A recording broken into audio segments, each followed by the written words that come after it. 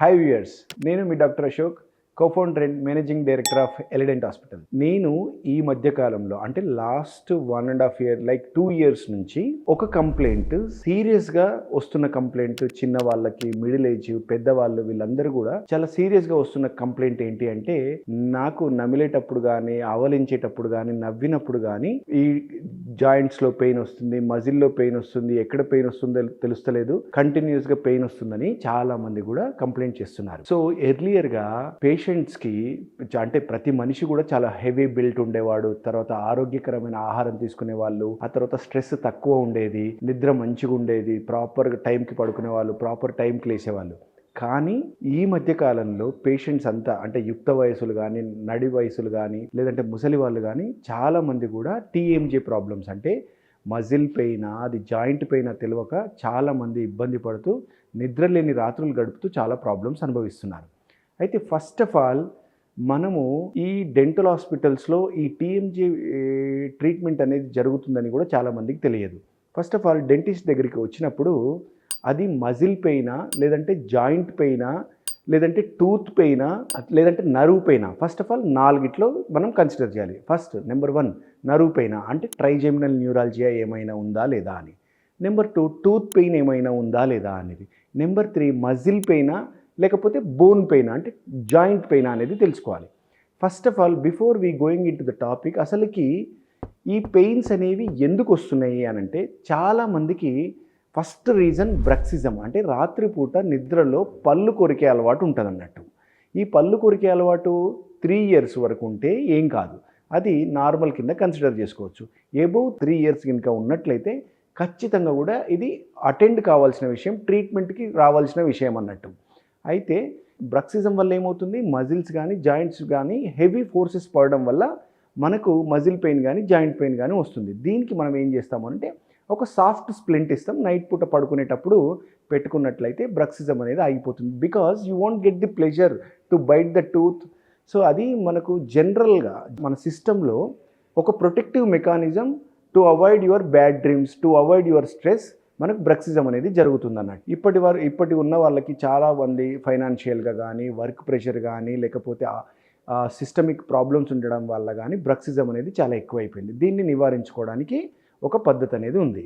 Number 2 teeth alignment ప్రాపర్గా లేకపోవడం అంటే డీప్ బైట్ ఉండడంలో కానీ, ఇర్రెగ్యులర్ టీత్ ఉండడం కానీ, లేకపోతే ఒక పన్ను పోయినప్పుడు అది పన్ను పెట్టించుకోకపోవడం వల్ల పైనున్న పన్ను కిందికి జారి పక్కనున్న పళ్ళు వంగిపోయి ప్రాపర్ డిస్ట్రిబ్యూషన్ ఆఫ్ ఫోర్సెస్ లేకుండా ఆ ఫోర్సెస్ అన్నీ మజిల్ మీద, జాయింట్ మీద పడడం వల్ల మజిల్ పెయిన్ కానీ జాయింట్ పెయిన్ కానీ వచ్చే అవకాశాలు చాలా ఉన్నాయి. ఇలాంటప్పుడు మేమేం చేస్తాము అనంటే, డిజిటల్ స్కాన్ పద్ధతిలో టీత్ అన్నిటిని స్కాన్ చేసుకొని ఎక్కడైతే హెవీ ఫోర్సెస్ పడుతున్నాయో ఆ టీత్ని లైట్గా ఎనామిలోప్లాస్టిక్ పద్ధతి ద్వారా సెట్ చేయడం జరుగుతుంది. టూత్ రీప్లేస్మెంట్ అనేది చేసిన తర్వాత ఫోర్స్ డిస్ట్రిబ్యూషన్ అనేది మంచిగా జరుగుతుంది.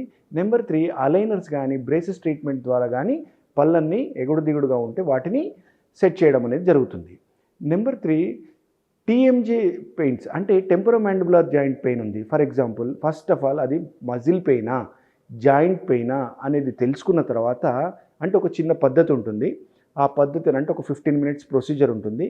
ముందరికి యాంటీరియర్ మనం ప్రొట్రూజన్ చేసి ఒక కాటన్ కానీ, ఒక గాజ్ కానీ ఒక 10 నిమిషాలు కొరికి పెట్టిన తర్వాత రిలీవ్ అవుతుందా, పెయిన్ ఎక్కువైతుందా. పెయిన్ ఎక్కువైతుంది అంటే టీఎంజే పెయిన్ అని అర్థం, రిలీవ్ అవుతుంది అంటే అది మజిల్ పెయిన్ అని. ఇలాంటి టెస్ట్లన్నీ కూడా చేసుకొని మనం ఒక కంక్లూజన్కి వచ్చి అప్పుడు మనం మజిల్కి సంబంధించిన ట్రీట్మెంట్ కానీ లేదా టీఎంజేకి సంబంధించిన ట్రీట్మెంట్ కానీ చేస్తాం.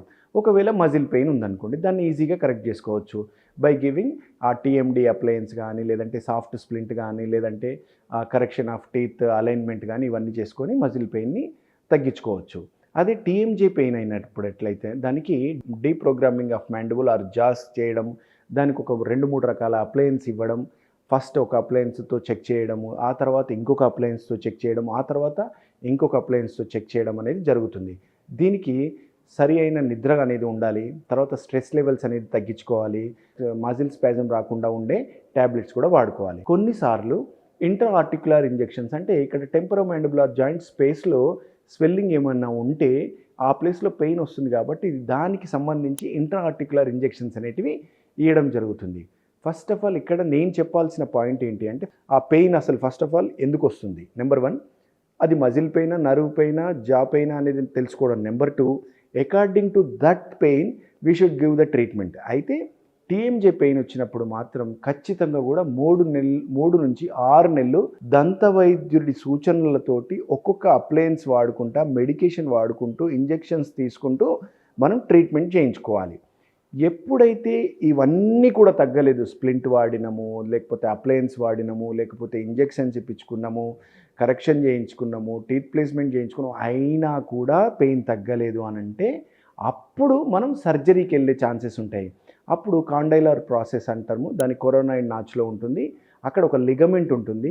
ఈ 3 ఇట్లా సైనోవియల్ ఫ్లూయిడ్ ఏమన్నా ఇబ్బంది ఉందా, లేకపోతే కాండైలర్ ప్రాసెస్ ఏమన్నా ఇబ్బంది ఉందా, లేకపోతే ఫోసా, గ్లినైడ్ ఫోసా ఏమన్నా ఇబ్బంది ఉందా, అప్పుడు సర్జరీకి పోవాల్సిన అవసరం ఉంది. కాబట్టి ప్రతి ఒక్కరు కూడా స్ట్రెస్ లెవెల్స్ తగ్గించుకోండి, ప్రాపర్ టీత్ అలైన్మెంట్ చేయించుకోండి, టీత్ రీప్లేస్మెంట్ చేయించుకోండి, సరైన పోషకాహారం తీసుకోండి, సిస్టమిక్ ఆరోగ్యం అనేది కూడా మంచిగా చూసుకోండి.